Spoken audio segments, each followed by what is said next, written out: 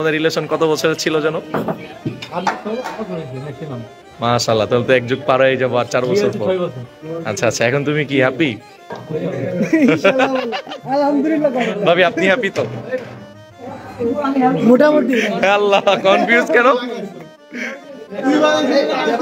জোরে বলেন। না না, এটা মেইন কথা হলো আমি ফিনিশ করি ফ্রেন্ড সার্কেল নিয়ে চলাফেরা করে যাওয়ার সমস্যা। এটা হলো মেইন। তা তুমি ফ্রেন্ড সার্কেলের থেকে বেশি ভাবিরে তুমি সময় দিবা না? না তো সমস্যা হবেই। মেইনটেইন করতে পারি না, ব্যর্থ হতো। সেটাই তো। আসসালামু আলাইকুম, সবাই কেমন আছেন? আশা করি সবাই খুব বেশি ভালো আছেন। আলহামদুলিল্লাহ, আমিও খুব ভালো। সো অনেকদিন পর আজকে যাচ্ছি একটা বিয়ের দাওয়াতে, আর আজকের বিয়েটা হচ্ছে আমার ফ্রেন্ডের, ছোটকালের ফ্রেন্ড। সো তার জন্য আমি খুবই এক্সাইটেড যাব, আর সেখানে উরুস দুরুস খাওয়া দাওয়া করবো, আবার চলে আসব। বিয়ে মানে সবার কাছে আনন্দ উৎসব হলেও আমাদের দুই বন্ধুর কাছে মনে হচ্ছে যে এক ডোজ হবে আজকে উরুস দুরুস।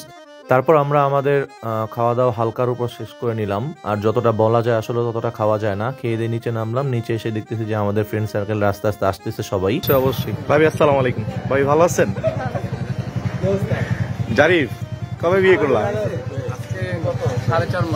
মাশাআল্লাহ মাশাআল্লাহ, খুব মানাইছে ভাবির সাথে তোমাকে। আসসালামু আলাইকুম ভাই, কি অবস্থা? কেমন আছেন ভাই? আলহামদুলিল্লাহ ভাই, সবকিছু ঠিকঠাক? বুঝলাম না কিছু। এই মোল্লা, কেমন আছো? আলহামদুলিল্লাহ। তুমি তো দিন দিন ফর্সা হইতেছো ভাই, ভালো আছেন? কয়টা বাজে? Time to time. সিয়ামটা তো লয়ে লইছো অলরেডি।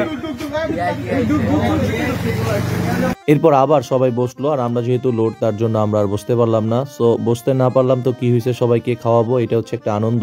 আর আমাদের ফ্রেন্ড প্রান্তর বিয়ে উপলক্ষে ও 7 দিন না খেয়েছিল, আজকে ও দুপুরে 7 দিনের খাবার মিটাবে, তার জন্য সে খুবই খুশি, খুবই এক্সাইটেড।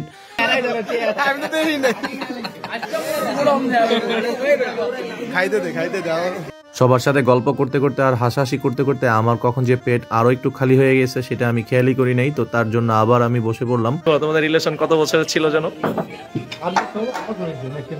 মাশাআল্লাহ, তাহলে তো এক যুগ পার হয়ে যাবো আর 4 বছর পর। আচ্ছা আচ্ছা, এখন তুমি কি হ্যাপি?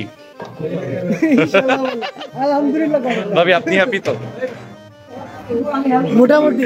আল্লাহ, কনফিউজ কেন? জোরে বলেন। না না, এটা মেইন কথা হলো আমি ফিনিশ করি ফ্রেন্ড সার্কেল নিয়ে চলাফেরা করে যাওয়ার সমস্যা। এটা হলো মেইন। তা তুমি ফ্রেন্ড সার্কেলের থেকে বেশি ভাবিরে তুমি সময় দিবা না? না তো সমস্যা হবেই। মেইনটেইন করতে পারি না, ব্যর্থ হতো। সেটাই তো। আচ্ছা ওই তুই কিছুই জ্বরে শিখাই দিস, এই অর্থে কিছু শিখো। শেষ। হ্যাঁ, কালকে পা দেবো,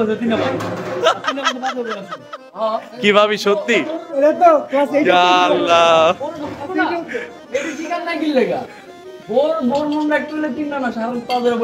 এর মধ্যে আছে আমাদের অনুষ্ঠান শেষ, আর আজকের ভিডিওটা এই পর্যন্তই। আসসালামু আলাইকুম।